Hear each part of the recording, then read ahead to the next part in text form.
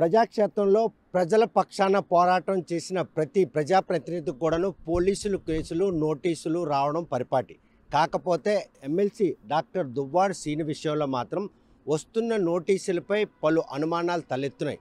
ఎప్పుడో జరిగినటువంటి ఒక విషయాన్ని పదే ఫిర్యాదులు రావడం, ఆ ఫిర్యాదులు పోలీసులు వెనువెంటనే నోటీసులు ఇవ్వడం, ఆ నోటీసుల్లో పొందుపరిచినటువంటి సెక్షన్లు కూడాను తారుమారు కావడం, ఒకవేళ విచారణకు హాజరు కావాలన్నా కూడాను ఎప్పుడు హాజరు కావాలన్న కనీసం డేట్ మెన్షన్ చేయకపోవడం, ఇవన్నీ కూడాను పలు అనుమానాలు దారితీస్తున్నాయి.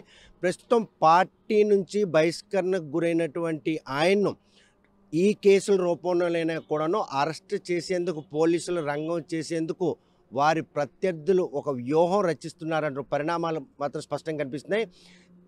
ఫిబ్రవరి నెలలో టెక్కలి పోలీస్ స్టేషన్లో నోటీసులు తీసుకొని విచారణకు హాజరైన ఎమ్మెల్సీ దువ్వాడ శ్రీనుకి మాత్రం నిన్న హిరమండలం పోలీసులు వచ్చి నోటీస్ జారీ చేయడం వెనక ఉన్నటువంటి ఆంతర్యం ఏంటి అన్న విషయం డాక్టర్ ఎమ్మెల్సీ దువ్వాడ శ్రీనుతో మనం అర్థం చూస్తే కనుక ఈరోజు ఏ క్షణానైనా దువ్వాడ శ్రీను అరెస్ట్ చేసే పరిణామాలు కళ్ళ ముందే కనిపిస్తున్నాయి. ఈ పరిణామాలు ఏకీవిస్తారా?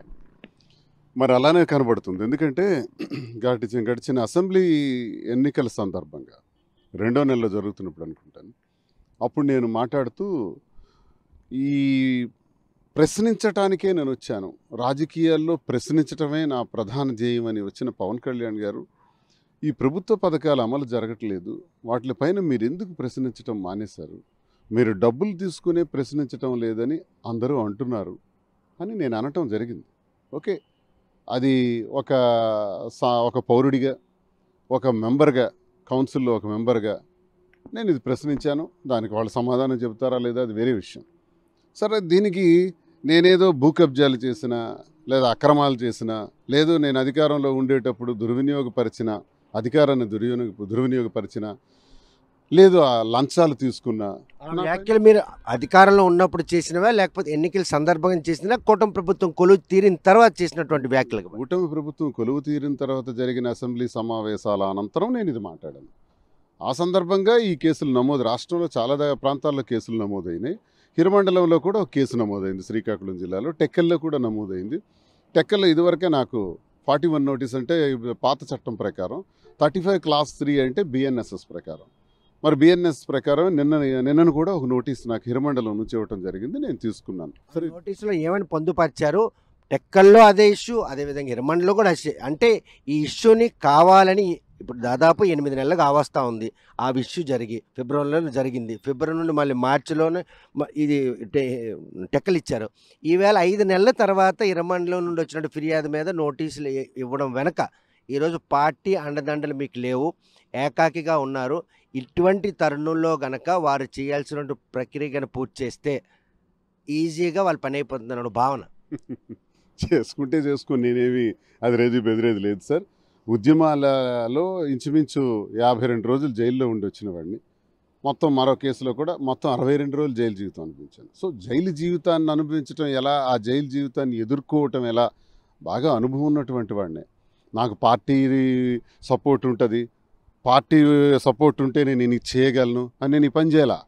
దువ్వాడ శ్రీనివాస్ వ్యక్తిగతం, స్వగతం. నేను ఏది చేసినా నా మీద నేను ఆధారపడి చేస్తాను తప్ప వ్యవస్థల మీదో పార్టీ మీద ఆధారపడి నేను ఎప్పుడు చేయను. అలా అనుకున్నోడిని అయితే ఆనాడు ఉద్యమాలు చేసేటప్పుడు నేనే పార్టీలో లేను, నేను ఇండిపెండెంట్గా ఉంటూనే కాకరాపల్లి థర్మల్ పవర్ ప్లాంట్ ఉద్యమాన్ని లీడ్ చేశాను. 18 కేసులు నా పైన పడ్డాయి, 62 రోజులు జైల్లో ఉన్నాను. ఆ ఉద్యమం నడిపించినప్పుడు ఏ పార్టీలో లేని నాకు ఆ ఎక్స్పీరియన్స్ చాలదా? ఇప్పుడు ఒకవేళ నాకెనక పార్టీ ఎందుకు? నేను ఒక్కడనే న్యాయపరంగా న్యాయస్థానాల్లో ఎదుర్కొంటాను. న్యాయస్థానాల్లో నాకు ఖచ్చితంగా న్యాయం జరుగుతుందని అపారమైన విశ్వాసం నాకుంది. సెకండరీ కానీ ఎట్టి పరిస్థితుల్లో మిమ్మల్ని జైలుకు పంపించేందుకు చేస్తున్న ప్రయత్నంలో భాగంగానే ఎప్పుడో కంప్లైంట్లని కేసుగా మలిచి ఈరోజు నోటీసులు జారీ చేస్తానంటే ఏ క్షణమైనా కూడా ఆ పనిని పూర్తి చేసేందుకు సంసిద్ధంగా ఉన్నారు. వాళ్ళని ఎదుర్కొంటారా, లేకపోతే ఎస్కేప్ అయి న్యాయస్థానాలు పోరాడతారు? నేను ఎస్కేప్ అవ్వను, ఓపెన్గా ఉంటాను, ఓపెన్గా తిరుగుతుంటాను, ప్రతిరోజు మీడియాలో ఉంటాను. అరెస్ట్ చేయాల్సిన అవసరం కోసం నాకు వెతుకులాడక్కర్లా, పిలిస్తే నేనే స్టేషన్కి పోతా. నేను ఏ స్టేషన్ వాళ్ళు పిలిచినా ఆ స్టేషన్లో వెళ్ళి కూర్చుంటాను. ఇంకా వాళ్ళ ఇష్టం, చట్ట ప్రకారం ఏం చేయాలనుకుంటే చేయని, నష్టం నాకే లేదు. నేనేం దాని గురించి అదిరేది లేదు, బెదిరేది లేదు. కేసులు ఇవన్నీ నేను ఒక అడ్వకేట్గా ఆ కేసులను ఎలా డీల్ చేయాలో, న్యాయస్థానాలు ఎలా ఆశ్రయించాలో, వాటి దగ్గర ఎలా న్యాయం జరుగుతుందో నాకు తెలుసు. కాబట్టి నాకు ఏం ఇబ్బంది లేదు. అరెస్ట్ చేయడానికి నాకు పెద్ద పందా కానీ అవన్నీ చూడాల్సిన పని లేదు. ఎక్కడికి రమ్మంటే అక్కడికి వస్తాను. ఇప్పటికే ఒక ప్రత్యర్థి ఎవరు అనేది ఒక స్పష్టత వచ్చింది. కానీ స్వపక్షంలో ప్రతిపక్షం మాదిరిగా ప్రస్తుతం పార్టీ నుండి బహిష్కరణకు గురైన శ్రీనివాస్కి వారు వీరు కలిసి మూకుమ్మడి దాడికి ఒక వ్యూహం రచిస్తున్నారంటే అంతే కదా. ఇప్పుడు నన్ను సస్పెండ్ చేయడానికి కారణం తెలుగుదేశం కాదు కదా, కూటమి ప్రభుత్వం కాదు కదా. సస్పెండ్ చేయడానికి నేను ఇప్పుడే కూటమి ప్రభుత్వం గురించి మాట్లాడుతూ అవినీతి అక్రమాలు, భూ కబ్జాలు, లేకపోతే అధికార దుర్వినియోగం చేయలేదని చెప్పాను. అదేవిధంగా స్వపక్షాన్ని కూడా నేను ప్రశ్నిస్తున్నాను. కృష్ణదాస్ కదా జిల్లా పార్టీ అధ్యక్షుడు, ధర్మాన ప్రసాద్ కదా సీనియర్ లీడరు, వీళ్ళిద్దరిని అడుగుతున్నాను. దమ్ముంటే క్రమశిక్షణ కమిటీకి అందిన పలు ఫిర్యాదుల మేరకు అన్నారు. దమ్ముంటే ఫిర్యాదు ఒక్కటి చెప్పండి. మీలాగా నేనేమైనా ఇసుక దోపిడీ చేశానా? మీలాగా ఉద్యోగాల పేరుతో లంచాలు తీసుకున్నానా? తీయండి. మీవైతే చాలా చరిత్రలు నా దగ్గర సాక్ష్యాధారాలతో ఉన్నాయి. నేను అలాంటి పనులు చేయలేదే, కానీ నాకు సస్పెండ్ చేయించారు. ఏది ఈ నోటీసుల వెనక కూటమి ప్రభుత్వం తాలూకు చొరవని భావిస్తున్నారా, లేకపోతే వారి చేదోడు కూడా వీరితో పాటు రెండు చేతులు కలిశాను? లేదు లేదు. మా పార్టీకి సంబంధించి ధర్మాన ప్రసాద్, కృష్ణదాస్, ఇక్కడ అచ్చెన్నాయుడు వీళ్ళతో చేతులు కలిపి నేను ఎప్పుడు చెప్తుంటానండి, వీళ్ళ మీద నా యుద్ధం ఎప్పుడూ ఉంటుంది. కేడీ బ్రదర్స్ అంటాను. కే అంటే కింజరాపు, డి అంటే ధర్మాన, కేడీ బ్రదర్స్. ఈ కేడీ బ్రదర్స్ కలిపి ఆడుతున్న నాటకాల్లో భాగమే ఈ సస్పెన్షన్. కేడీ బ్రదర్స్ కలిపి ఆడుతున్న నాటకాల్లో భాగమే ఈ కేసులు. కాబట్టి కేసులైనా సస్పెన్షన్లైనా అన్నీ ఎదుర్కొంటాం, భయమే లేదు. సో ప్రశాంతంగా వస్త్ర వ్యాపార రంగంలో మీదంటూ వెళ్తున్నారు. పక్క తెలుగు రాష్ట్రంలో అక్కడ ఉన్నటువంటి మీ ఆదరాభిమానాలను ప్రతి ఒక్కరూ చూస్తున్నారు. ఇటువంటి తరుణంలో ఇటువంటి నోటీసులు తీసుకోవడం మీకు ఏమైనా మదనపాటు అనిపించట్లేదా? మళ్ళీ కెరీర్ ఎక్కడ పొలిటికల్ డ్యామేజ్ దిశగా వెళ్తుందన్నట్టు సంకేతాలు కనిపించట్లేదా? రాజకీయ నాయకులకి కేసులు, జైళ్ళు, ఆరోపణలు, మనం కౌంటర్స్ వెరీ కామన్. చాలా స్మాల్ థింగ్స్ ఇవన్నీ. కాబట్టి గట్టిగా ఎదుర్కొందామండి. వ్యాపారానికి నేను రాజకీయాల్లో ఉన్నానని ప్రతి 2 రాష్ట్రాల్లో ప్రతి ఒక్కరికి తెలుసు. వ్యాపార రంగంలో కూడా, టెక్స్టైల్ రంగంలో ఉన్నానని కూడా తెలుసు. అది బ్రహ్మాండంగా వెళ్తుంది. రాజకీయాలు కూడా చాలా బ్రహ్మాండంగా వెళ్తాయి, గట్టిగా వెళ్తాయి. ఎక్కడ తగ్గేది లేదు. నేను డబుల్ స్ట్రెంగ్త్తో ఇంకా వెళ్తాను. ఇంకా దువ్వాడ శ్రీనివాస్గా ఈ జిల్లాలో నా స్ట్రెంగ్త్ ఏంటో శ్రీకాకుళం జిల్లాలో చూపెడతాను భవిష్యత్తు. వరుస నోటీసులు జారీ వెనక మాత్రం మీ ఇప్పుడు గనక తక్షణం అరెస్ట్ చేసినట్టయితే ఎవరు మీ వెనక ఉండరు, మీ అన్యాయాలు ఎవరు కూడాను చెంతకు చేరరు అన్నటువంటి శాంతిభద్ర నిఘాతం కలగకుండా శ్రీనివాసును పనిచక్క పెట్టేందుకు ప్లాన్ చేస్తాను. అవి ఎవరు నాకు అక్కర్లా. నాకు నేనే ఎదుర్కొంటాను. నా పక్కన మాధురి ఉంటారు. ఇద్దరం కలిపి ఎదుర్కొంటాను. నేను లోపలికి వెళ్తే ఆమె కేసు ప్రయత్నాలన్నీ చేస్తారు. మీ ఇద్దరం చాలండి. మాకెందుకు ఈ పనికి మాలిన వీళ్ళందరూ వాళ్ళ సహాయ సహకారాలు నాకు ఏమొద్దు. ప్రజలున్నారు, నా దైవాలు. వాళ్ళ పాదాలకు శిరస్సు వంచి నమస్కరించే 25 సంవత్సరాలు పనిచేశాను. ఆ ప్రజలే మద్దతు నాకుంది. ఆ మద్దతు, ఆ ధైర్యంతోనే ముందడుగేస్తాను. ఈ టెక్కల ప్రజలకు నేను ఎప్పుడు కూడా రుణపడి ఉన్నాను. ఈరోజు 2 రాష్ట్రాల్లో ప్రజలందరూ కూడా పరిచయం అయిన వాళ్ళందరూ ఆశీస్సులు నాకున్నాయి. వాళ్ళు ఉంటుండగా వీళ్ళెవరండి? ఈ 10 మంది, 20 మంది, 30 మంది ఉంటే ఎంత, పోతే ఎంత? వాళ్ళు ఎప్పుడూ నాకు చేయరు. వాళ్ళ అవసరమే నాకు లేదు. ప్రజల సపోర్ట్ నాకుంది, ఆ భగవంతుడి సపోర్ట్ ఉంది. ఎన్ని కష్టాలు వచ్చినా, ఎన్ని ఇబ్బందులు వచ్చినా ఎదుర్కొనేటటువంటి నైపుణ్యత, ఆ తెలివితేటలు నాకున్నాయి. ఏ ఇబ్బంది లేదు. ప్రశ్నిస్తాను అని వచ్చినటువంటి పవన్ కళ్యాణ్ విషయంలో ఈరోజు నెలకి 50 కోట్ల రూపాయలు చంద్రబాబు నాయుడు ఇస్తే ప్రశ్నించడం మానేశారు. ప్రజల మాటగా అనుకున్నారు, మీ మనోగతంలో మాటని బయటకు పెట్టారు ఆ వేదిక. నేను 2వ నెలలో ప్రశ్నించేటప్పటికీ మీరు ఎన్నికలకు ముందు కూటమి ప్రభుత్వం వాగ్దానాలు ఇచ్చి, సూపర్ 6 వాగ్దానాలు ఇచ్చి, అలాగే కాక మరో 148 రకాల మాటలు చెప్పి మీరు అధికారంలోకి వచ్చారు. అది అమలు చేయట్లేదు. మరి పవన్ కళ్యాణ్ గారు కూడా ప్రశ్నించట్లేదు అన్నాను ఆనాటికి. ఇది ఇంచుమించు 10వ నెల అయిపోతుంది. ఇది ఇంచుమించు ఆగస్టు 8వ నెల అవుతుంది. ఈ రోజుకి నేను అబ్జర్వ్ చేస్తే కొన్ని అమలు జరిగాయని నేను విన్నాను.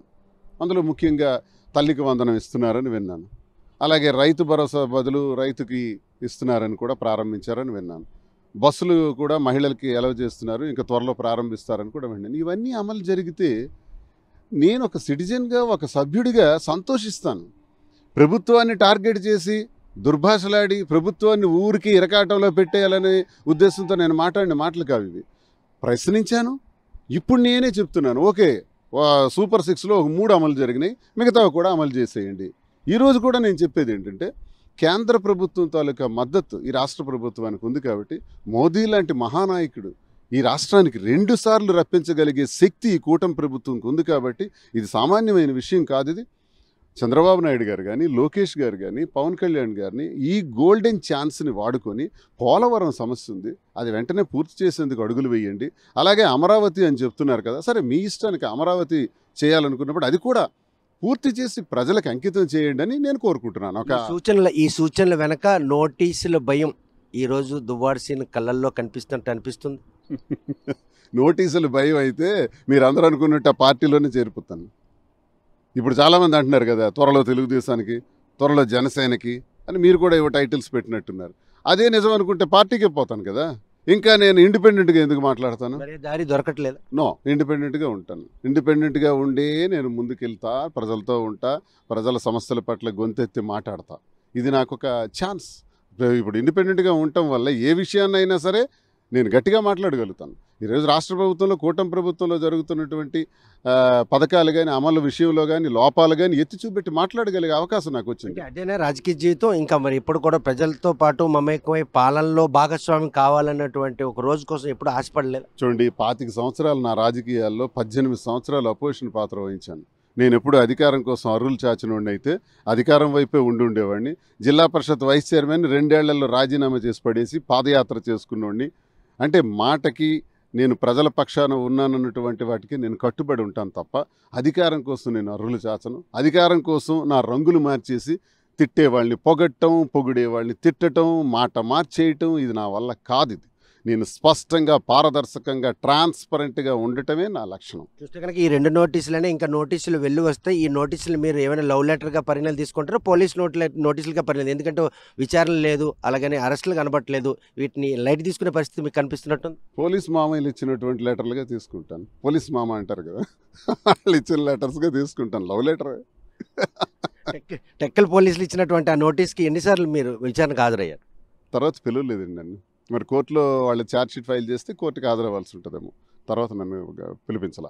ఈ కంప్లైంట్ ఆ కంప్లైంట్ 2 ఒకటేనే. పవన్ పై అనుచిత వ్యాఖ్యలు చేశారన్నటువంటి కంప్లైంట్ బేస్కి వచ్చిన నోటీసులు ఈ 2 నోటీసులు. అవి 2 నోటీసులు కూడా దానికి సంబంధించినవి. అంటే వాటికి ఏమైనా సమాధానం చెప్తారా, లేకపోతే పోలీసులు నోటీసు ఆదేశాలకు అనుగుణంగానే వారికి విచారణకు హాజరై అలా ఫేస్ చేస్తారు? సార్, చట్ట ప్రకారం పోలీసులు పిలిస్తే వాడి దగ్గరికి వెళ్తాను, కూర్చుంటాను. చట్ట ప్రకారం ఏం చేయాల్సి వస్తే అదే చేస్తాను.